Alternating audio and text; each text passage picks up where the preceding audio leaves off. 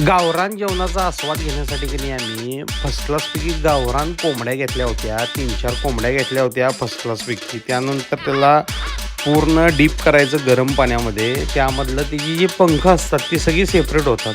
Skin सोबत असणारं जे मटण असतं ना कोंबड्यांचं ते अप्रतिम लागतं. त्यानंतर त्याला भाजायचं. गण असते ना त्यानं गण पूर्ण भाजायचं. त्यामुळे त्याला चव एक वेगळी निराळी लागते. पूर्ण मटण जे असतं ना ते बारीक करून घ्यायचं. बारीक केल्यानंतर अप्रतिम लागतं. अप्रतिम म्हणजे उत्तमच लागतं. क्वालिटी म्हणजे क्वालिटी. असं भांडं घेऊन त्यामध्ये सगळं फोडणीची प्रोसिजर आपली चालू करायची. राईस वगैरे तर आम्ही केलाच होता. आमची पार्टी होती त्यावेळेला आम्ही ते नियोजन आखलं होतं. असं रसरस उकळणारा रस्सा जो गावरानचा असतो अप्रतिम म्हणजे अप्रतिम. प्रॉपर गावरान. प्रॉपर गावरानचा रस्सा खाण्यात जी मजा आहे ना ती कशातच नाही. जेवण असलं यथेच्छ होतं. क्वालिटी म्हणजे क्वालिटी होतं. अप्रतिम. तुम्ही एकदा नक्की ट्राय करा.